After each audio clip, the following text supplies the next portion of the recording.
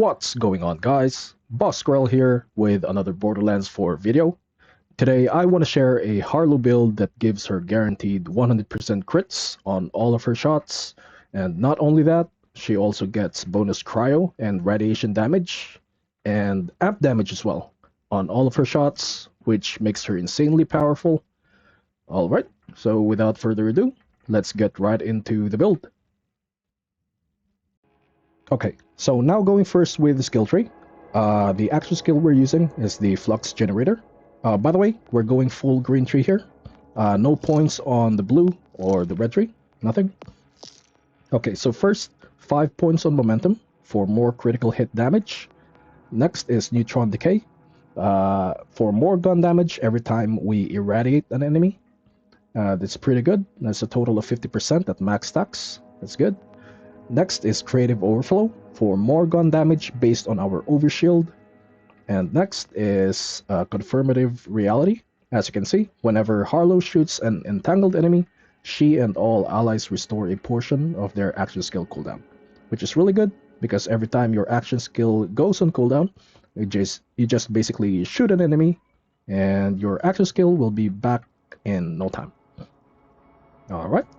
By the way, you don't need to max this out.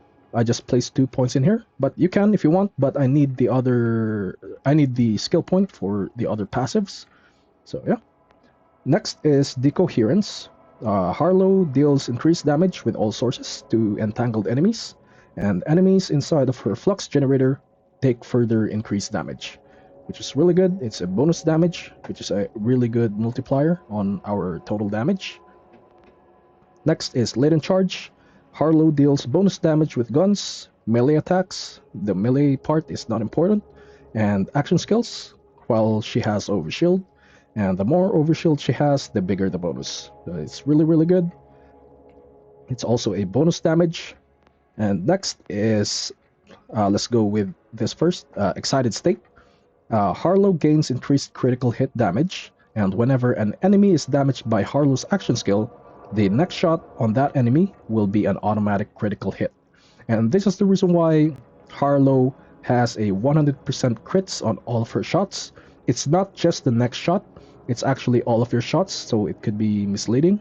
Don't mind the next shot thing. Yep.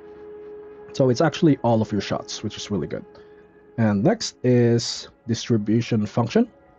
Whenever Harlowe's action skill damages an enemy, restore a portion of her and her allies' shield capacity, and if their shields are full, gain Overshield instead. This really synergizes well with Creative Overflow and Latent Charge because the passives that they give is based on your Overshield, which is really good. Okay, and next is Harlowe's Certainty Principle. Harlowe gains increased gun handling. Unfortunately, gun handling is currently bugged right now, and hopefully Gearbox would fix it as soon as possible, because gun handling slows your projectile speed. That's why I've been seeing some players, they just put 1 point in here and put 4 points here, so that they could avoid the bug that's going on right now. But the problem with this skill is, as you can see, Gamma Ray Burst. Whenever Harlowe retriggers her action skill, the next shot fired from her gun drains her shield and deals bonus radiation damage, based on the amount drained. The problem with this is I'm having a hard time sustaining Distribution Function, because we need the Overshield for Creative Overflow and Latent Charge. So I just went with this. Besides, most of the guns that I'm using has a really high projectile speed, so yeah, it's pretty good. Next is Critical Funding. As you can see, whenever Harlowe critically hits an enemy, she gains a chance to entangle it and refills a portion of her gun's magazine, which is really good. It synergizes well with Excited State, since we're always dealing critical hits, especially in bossing. You never have to reload. Alright. Next is 5 points on Meltdown. Harlowe's critical hits with guns deal bonus radiation damage. Alright. And by the way, the augment that we're using is the Nuclear Winter. As you can see, whenever Harlowe and her allies are inside the flux generator, They deal bonus cryo damage, and whenever Harlowe and her allies leave the flux generator, they instead deal bonus radiation damage. But since the capstone we're using is the group study, we'll always be inside our flux generator, so we'll always have that bonus cryo damage, and the bonus radiation damage we're getting is from this skill, Meltdown. As you can see, again, critical hits with guns deal bonus radiation damage, so this synergizes well with Neutron Decay, because as I've said, every time you irradiate an enemy, you get bonus gun damage, which is really good. Okay, and by the way, speaking about the capstone group study, as you can see, Harlowe spawns a Halo sidekick for each ally instead of her flux generator, and Halo sidekicks automatically fly to each ally and hover near them, granting increased gun damage, fire rate, and reload speed. And that's the reason why we always have that bonus cryo damage from Nuclear Winter. It's because the Halo sidekick is always following us.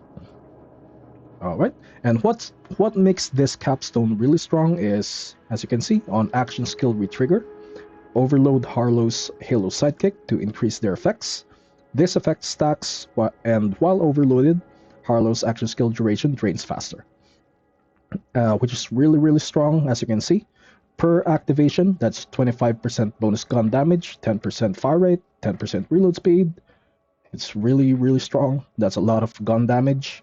And based on my tests, I get the max stacks. By the way, the stacks has no limit, but the max stacks that I get before it goes on cooldown is 5 stacks.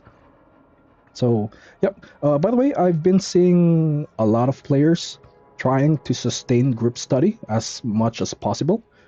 They don't invest points in here. Instead, they go on the blue tree so that they go here on flash freeze so that they could, as you can see, whenever Harlowe deals cryo damage with an action skill, she gains a chance to freeze them, and they invest points in here on absolute 0 so that they could freeze the action skill duration time whenever they freeze an enemy, and also they invest points on this skill and sustained reaction. Killing an entangled enemy restores a portion of Harlowe's action skill duration, because they really want to get a lot of stacks as possible on group study. But I mean, based on my gameplay with Harlowe, I don't need a lot of stacks with group study. I mean, even with just 1 point or 1 retrigger from group study, it is literally enough to clear the entire game. Let's say, for example, the Timekeeper on phase 2. He's probably the tankiest boss in the entire game, and I could easily kill him with just 1 retrigger from group study.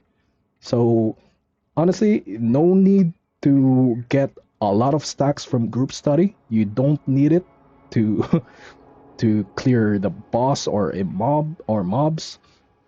I mean, before you can even get 3 stacks from group study, you've probably already killed the boss, so it's really useless. So I'd rather go with raw damage that instead of sustaining our action skill. I'll show you what I'm talking about. Let's go to the Timekeeper. Okay, so now we're here on the Timekeeper. What I'm gonna do is, on the first phase, I'm just going to activate my action skill.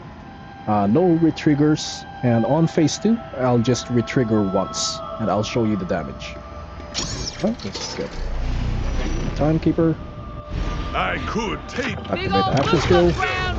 You will perish. Everyone has a face. Alright. And just 1 retrigger. Radiation out! Every moment that passes. I'm not gonna retrigger another time.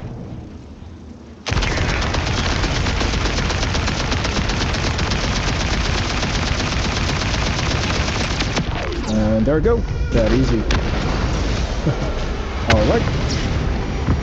Okay, so now going back, as I've said, you don't need a lot of stacks on group study to just to kill a boss or mobs. I mean, just 1 retrigger is enough.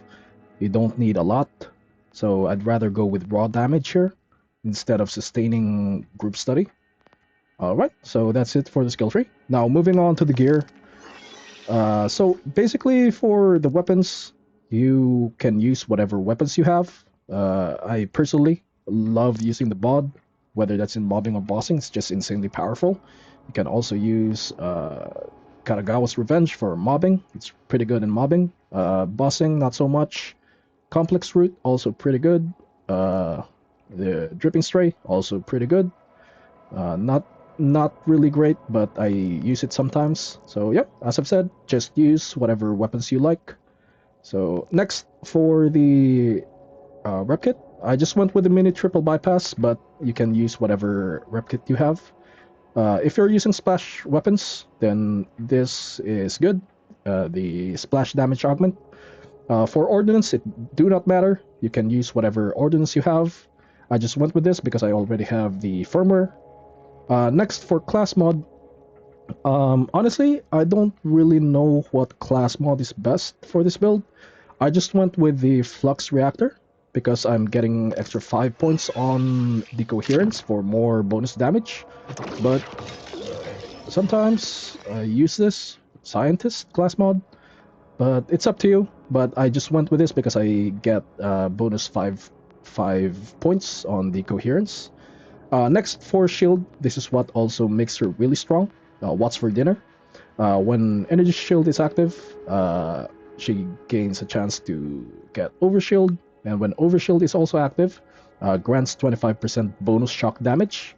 And also, we have an amp augment here. When energy shields are full, shots drain 35% of those shields for 150% gun damage. And the really good thing about What's for Dinner is you can get all this bonus shock damage and amp damage all the time because of our skill distribution function. As you can see, as I've said, she gains shield regen and overshield. Alright, and next, for the class mod, I just went with this class mod because it synergizes well with the bod. But if I'm not using the bod, I just use this. Gun damage, splash damage, and critical damage, which is also pretty good passives. So yeah, that's it. Now for the firmware, since we're dealing 100% crit, I went with Deadeye and Trick Shot for more critical damage. Okay. Now for the specializations, I went with Bullet Train for more gun damage, Riddle You This for more gun damage, In the Zone for more gun damage and critical hit damage when aiming down sights, and the Best Defense for bonus damage. Okay, so that's it. So if you find this guide helpful, please consider liking and subscribing, and hit that notification bell for more videos to come. And you guys have a good day. Bye-bye.